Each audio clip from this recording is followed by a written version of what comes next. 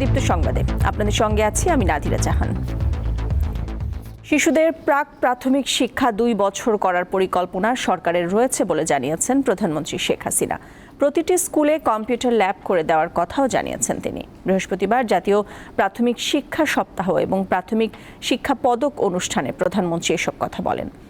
রাজধানীর ওসমানী স্মৃতি মিলনায়তনে প্রাথমিক ও গণশিক্ষা মন্ত্রণালয় আয়োজিত অনুষ্ঠানে তিনি আরও বলেন, শিশুদের মেধা বিকাশে নতুন কারিকুলাম তৈরি করছে সরকার। ভবিষ্যতে শিক্ষাই হবে দারিদ্র্য বিমোচনের মূল হাতিয়ার। শিশুবান্ধব প্রাথমিক শিক্ষা, স্মার্ট বাংলাদেশের দীক্ষা, এই প্রতিপাদ্য নিয়ে আজ শুরু হয়েছে জাতীয় প্রাথমিক শিক্ষা সপ্তাহ।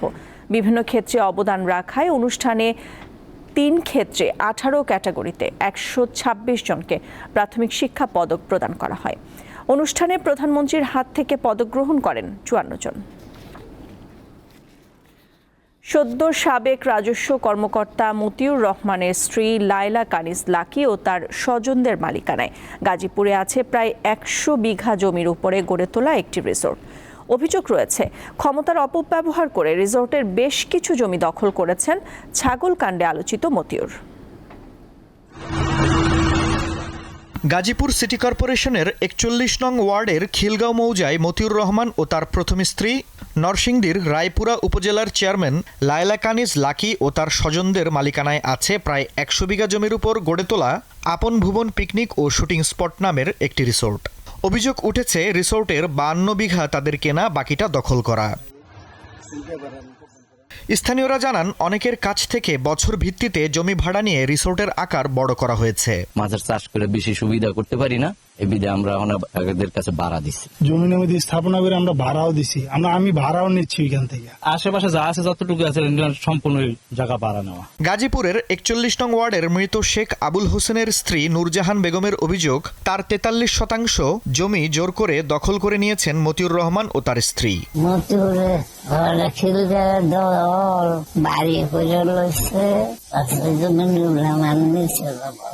একই এলাকার শেখ মোক্তার হোসেন সহ অনেকের অভিযোগ, জাল দলিলের মাধ্যমে জমি জবরদখল করেছেন মতিউর। মামলায় জিতেও জমির দাম পাননি তারা। লায়লা কানিজ এবং তার স্বামী মতিউর রহমান আমার 24% জমি জাল দলিল কইরা তাদের কেয়ারটেকারের মাধ্যমে আমার জমি জবরদখল করে রাখছে এবং আমার নামে 4টা মামলা দিছে। 4টা মামলায় রায় পাইছি। খালি ম্যাডামের দিয়ে দেন, ভালো দাম দিবেন। আমি কই ভালো দামের দরকার নেই, আমার যদি 3 কোটি টাকা দেয় তা আমি বেচবো না। এই জমির বর্তমানে মূল্য হইল 15 লক্ষ টাকাটা। এই জমিটি নিয়ে গেছে, কোনো টাকা পয়সা আমার মায় পাই নাই। তবে সব অভিযোগ ভিত্তিহীন বলে উড়িয়ে দিয়েছে রিসোর্ট কর্তৃপক্ষ। আমি তো বেশ 1-1.5 বছর ধরে এখানে আছি, কোনো মানুষ এরকম কোনোদিন অভিযোগ করে না। অভিযোগ করলে তো পুলিশ আসতো বা মানুষজন আসতো, এলাকার বড় বড় যারা আছে, ধরেন কমিশনার আছে, কেউ না আসতো এখানে। জবরদখল করা সম্পত্তি উদ্ধার এবং ভুক্তভোগীদের জমির সঠিক মূল্যপ্রাপ্তি নিশ্চিত করতে প্রয়োজনীয় উদ্যোগ নেবে সরকার, এমনটাই প্রত্যাশা ভুক্তভোগীদের। দীপ্ত বার্তা কক্ষ। সরকারি চাকরিজীবীদের সম্পদের হিসাব নেওয়ার যে আইনি প্রক্রিয়া আছে তা শতভাগ নিশ্চিত করার পরামর্শ দিয়েছেন বিশ্লেষকরা। এতে দুর্নীতি প্রবণতা কমবে বলে মনে করছেন তারা। পাশাপাশি দুর্নীতিবাজদের বিরুদ্ধে আনা অভিযোগ দ্রুত অনুসন্ধান ও বিচারের পক্ষে মত দিয়েছেন বিশ্লেষকরা। এনবিআর থেকে বদলি হওয়া কর্মকর্তা মতিউর রহমানের বিরুদ্ধে সম্প্রতি দুর্নীতির অভিযোগ উঠেছে। সাবেক পুলিশ প্রধান বেনজির আহমেদের বিরুদ্ধেও অবৈধ সম্পদ অর্জনের অভিযোগ আছে। এতে সরকারি কর্মচারীদের সম্পদের হিসাবের বিষয়টি আবারও সামনে এসেছে। সরকারি কর্মচারী আইন অনুযায়ী 5 বছর পর পর সরকারি চাকুরেদের নিজ সম্পদ বিবরণী নিয়ন্ত্রণকারী কর্তৃপক্ষের কাছে জমা দেওয়ার বিধান রয়েছে। এছাড়া প্রতি বছর এনবিআর-এর আয়কর রিটার্ন জমা দেওয়ার সময় সম্পদের পূর্ণাঙ্গ হিসাব দিতে হয়। বিশ্লেষকদের দাবি, এসব নিয়ম ঠিকমতো মানা হচ্ছে না। এসব স্টেটমেন্টগুলির একটা পার্সেন্টেজ কিন্তু তারা অডিট করার কথা। তো এটা আমি দিচ্ছি কিনা এগুলি কিন্তু এটা তারা দেখতে পারে যে একজন হয়তো 5টা বাড়ি আছে, কিন্তু সে দেখাচ্ছেই না।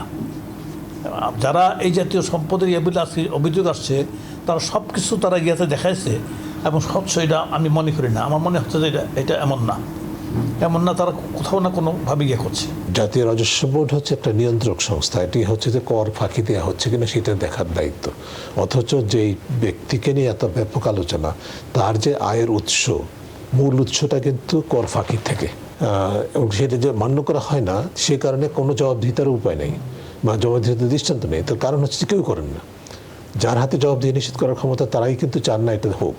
তিনি বলছেন, দুর্নীতি প্রতিরোধে আইনি কাঠামো ও প্রাতিষ্ঠানিক সক্ষমতা দুটোই আছে, তবে বিচারহীনতার সংস্কৃতি তথা সংশ্লিষ্ট কর্তৃপক্ষ দৃষ্টান্ত স্থাপন করতে না পারায় দুর্নীতি বাড়ছে। যে ঘটনাগুলি ইতিমধ্যে উদ্ঘাটিত হয়েছে, প্রাক্তন হোক বা বর্তমান হোক, এগুলো কোনো বিচ্ছিন্ন ঘটনা নয়।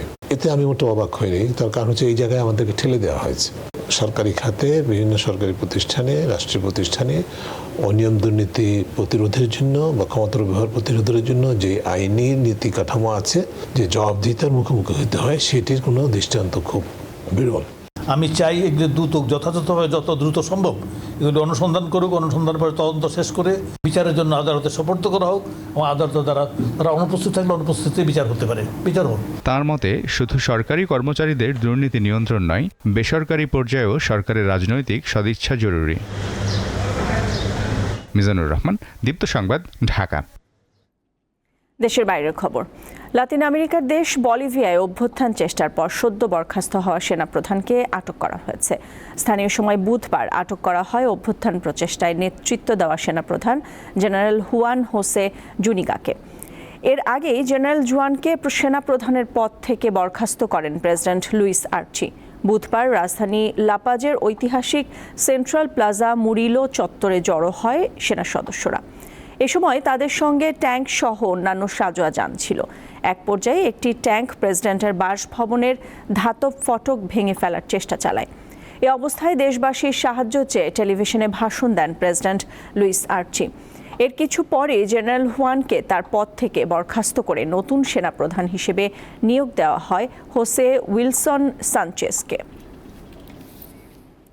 যুক্তরাজ্যের আসন্ন নির্বাচনের আগে চূড়ান্ত বিতর্ক অনুষ্ঠিত হয়েছে প্রধান দুই প্রতিদ্বন্দ্বীর মধ্যে।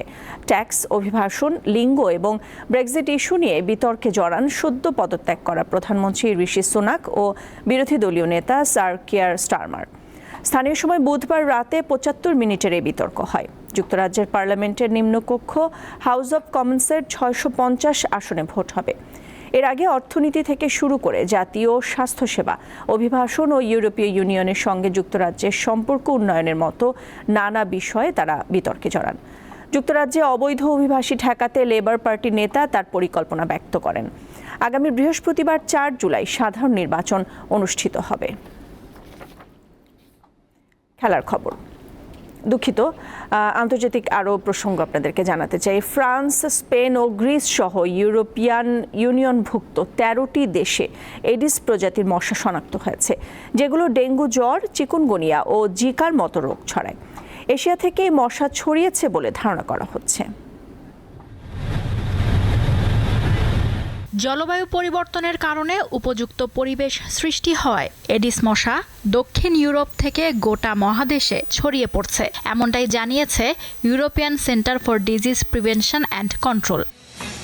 প্রতিষ্ঠানটি বলছে ইতোমধ্যে Austria, Bulgaria, Croatia, France, Germany, Greece, Hungary, Italy, Malta, Portugal, Romania, Slovenia ও স্পেনে এডিস মশা শনাক্ত হয়েছে। এডিস মশা ডেঙ্গু জ্বর, চিকুনগুনিয়া ও জিকা ভাইরাসের মতো রোগের বিস্তার ঘটায়। এই রোগগুলোকে সাধারণত এশিয়া, আফ্রিকা এবং উত্তর ও দক্ষিণ আমেরিকার দেশগুলোতে দেখা যায়। কয়েক বছর ধরে ইউরোপে ডেঙ্গু জ্বরের বিস্তার দেখা গেছে। ফ্রান্স, ইতালি, স্পেন সহ বেশ কয়েকটি দেশে মানুষ ডেঙ্গু জ্বরে আক্রান্তও হয়েছে।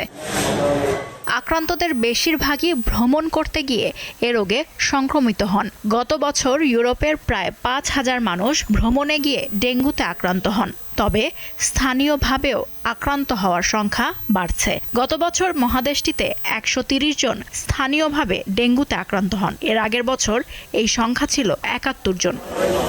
লুৎফা ফৌজিয়া, দীপ্ত, বার্তাকক্ষ।